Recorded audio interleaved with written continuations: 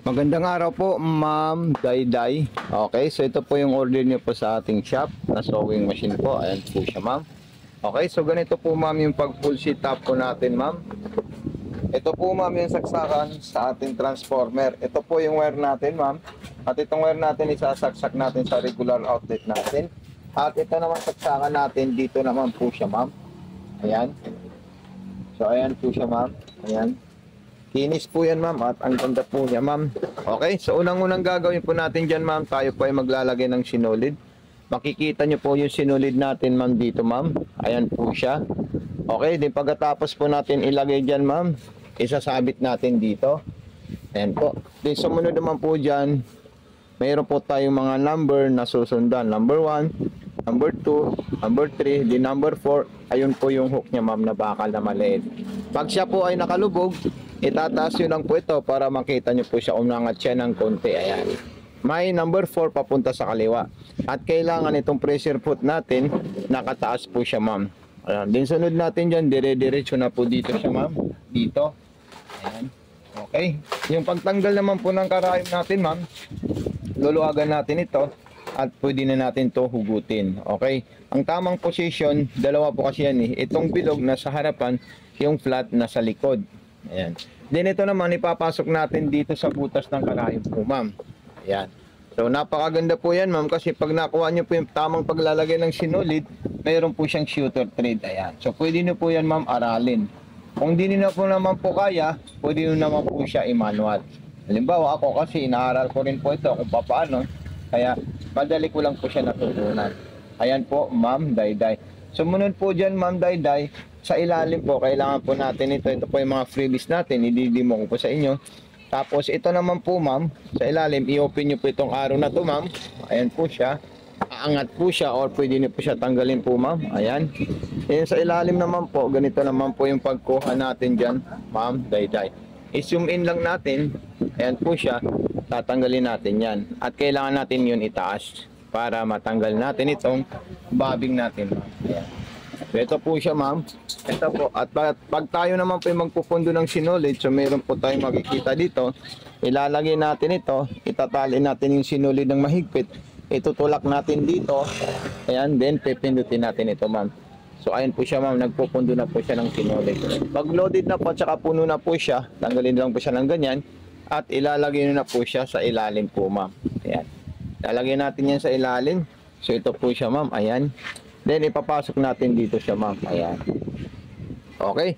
Pag naipasok natin yan, naisabit natin ng ganyan, yan po yung tama at saka proper kung paano po tayo maglalagay ng sumunod natin dyan, ikutin natin itong hand wheel habang bumabaon po yung sinulid natin at karayom.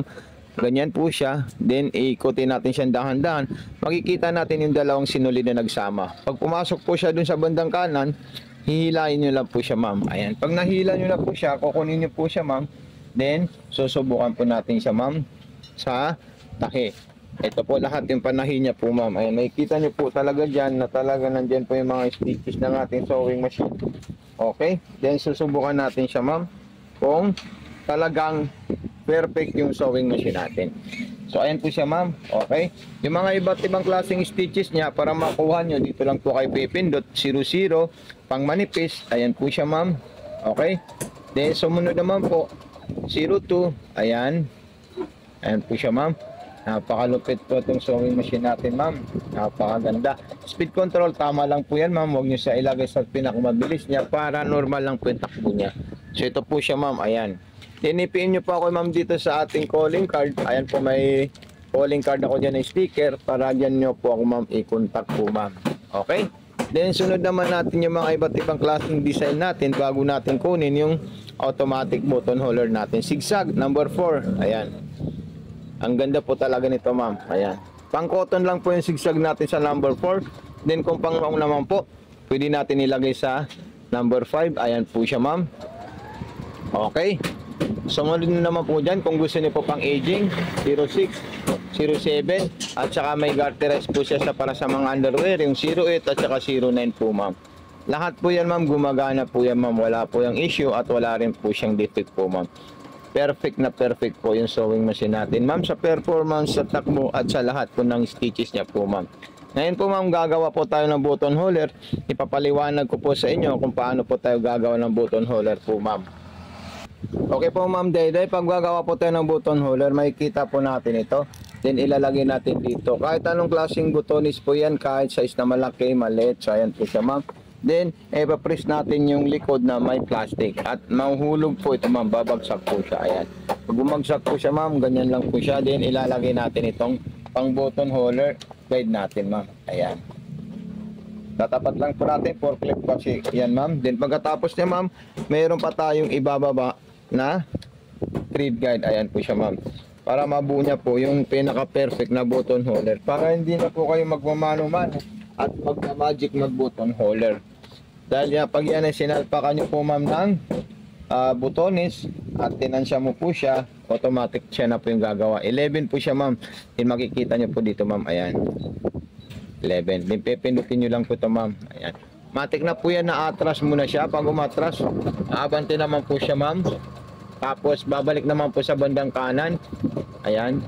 So alalayan nyo lang po siya ma'am. Huwag nyo na po siya hilain. Kung baga siya na po yung bahala gumawa at tumapos sa button holder ma'am. Ang importante, huwag po siya tumaba dito sa ginagawa niyang button holder po ma'am. So ayan. Tapos na po yan ma'am. Sunod, gagawin nyo po, itataas nyo po ito muna ma'am. Ayan. Pag naitaas nyo, itaas nyo rin po yung ano niya, karayom, then tanggalin na po siya ma'am. So andito na po ma'am yung button holder natin ma'am. Ulitin natin yan ma'am para makuha nyo po ulit yung paggawa. At kung di nyo naman po siya makuha, tumawag na lang po kayo kahit video call po ma'am.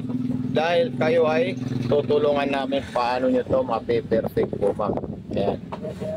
Okay po ma'am, ulitin natin ma'am para maging success yung dalawang button holder natin sa inyong paggawa po ma'am. Ayan. Pinutin nyo lang. Basta mayroon pong maliit na ano po doon ma'am. Guide. Tapos ano po siya ma'am. Ayan. Ang ganda talaga nito ma'am. Gumawa ng mga stitches at saka design. At bagong bago po siya ma'am. Ayan. Nakinis po siya ma'am. Okay. So ayan po siya ma'am. Napaka-solid talaga yan ma'am. Oh.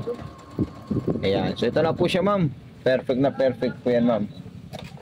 Ayan. Taas natin siya ulit. Then tanggalin natin yan. Okay. So ayan po siya ma'am. Ma'am Inday, Ma'am Dayday, maraming salamat po sa pagtitiwala sa atin. So ito na po siya ma'am.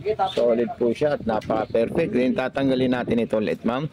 At ilalagay natin siya para po siya po ay makita nyo agad. At ilalagay natin ito ma'am. Ayan. Okay.